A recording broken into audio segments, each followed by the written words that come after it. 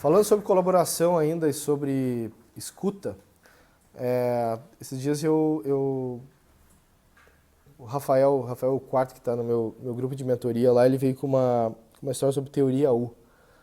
Aí tá, beleza. E agora, recentemente, numa palestra do Daniel Levy da Natura, ele também trouxe de novo o assunto da teoria U. Eu falei, caraca, dois falaram. Tá, vamos olhar.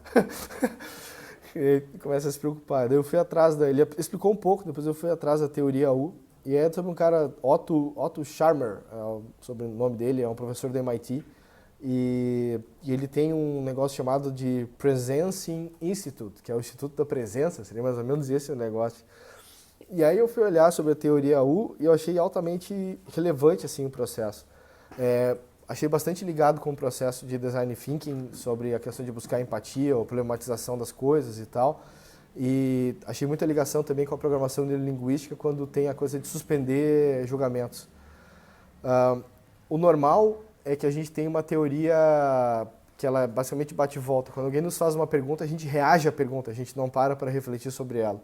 Então, todo mundo tem que ter resposta para tudo, né? Como se fosse uma tabuada. E a vida não é assim, a gente tem a chance de resolver um problema, dependendo qual é o problema, se é um problema simples, completo, ele é um problema difícil, é um problema complexo, enfim, complicado, complexo, isso tudo vai nos determinar, né, como é que eu vou atuar em cima daquilo. Então, quando a gente atua com problemas complexos, cuja a decisão não é tão assim A ou B, né, eu sei que é legal atravessar a rua na faixa de pedestre, ok, mas, cara, às vezes tem 1 quilômetro de diferença entre uma faixa de pedestre e outra, e às vezes eu opto por atravessar a rua quando não vem carro de nenhum lado nem outro, num lugar que não tem a faixa de pedestre. Mas na teoria eu deveria ser multado por fazer isso. Mas então a gente, quando começa a entrar nesse assunto assim, não existe uma resposta certa exatamente. Eu vou buscar não atravessar fora da faixa, mas às vezes não tem opção, né? Então, quando a gente começa a pensar na teoria U, ele diz o seguinte: ao invés da gente simplesmente receber o estímulo e responder ele diretamente, eu passo diferente. Recebi o estímulo, beleza. Isso automaticamente bate com o meu passado, minhas crenças e tudo que está comigo aqui. E aí eu vou tentar segurar a onda disso aí. E aí é legal, na PNL a gente fala, tipo, alguém está te xingando, brigando contigo, você tem que conseguir suspender o julgamento daquela coisa que está vindo e conseguir destituir dela o não verbal, do verbal e das palavras.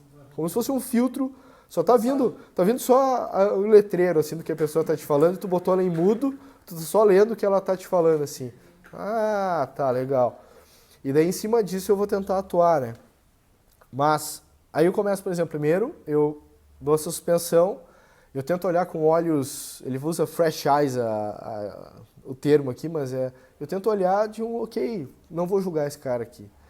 Tirar os modelos mentais. Tira os modelos mentais à frente, né? Aí depois eu tento, peraí, cara, o que tem no campo? Então, eles falam assim, primeira coisa, abre a mente, depois abre o teu coração. Aí virou uma coisa emocional. Ó.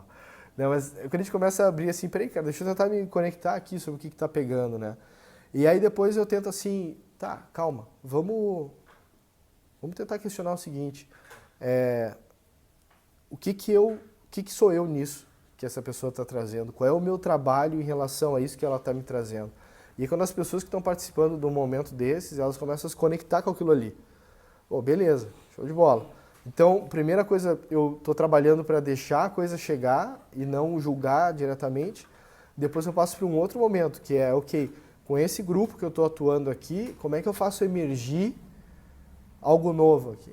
Então, a brincadeira dele é que eu faço o futuro emergir a partir do passado coletivo que está ali participando daquele momento, né? Então, de repente, eu crio uma nova visão, eu crio uma nova estrutura de novo e tal, e aí com a mente aberta, daqui a pouco eu vou prototipar em cima daquilo ali, com uma nova visão sobre aquilo, sobre novas perspectivas e tal, e aí, de repente, eu respondo, então, sobre algo que a pessoa pode tentar validar e etc e tal. Cara, se olhar o esquema do design thinking, tá lá, definir empatia, problematizar, né, fazer o frame do problema, eu faço ideação, daí eu prototipo, daí eu testo. Então é como se eu passasse por esse processo também. Achei bem interessante a estrutura da teoria U, né, e tem um site chamado EDX, que tem uma série de treinamentos online gratuitos, vai ter um curso sobre a teoria U, né, o U Lab, que eles chamam lá. Então depois quem quiser dar uma olhada, vou deixar o link também no vídeo, daí quem quiser dar uma olhada pode curtir isso.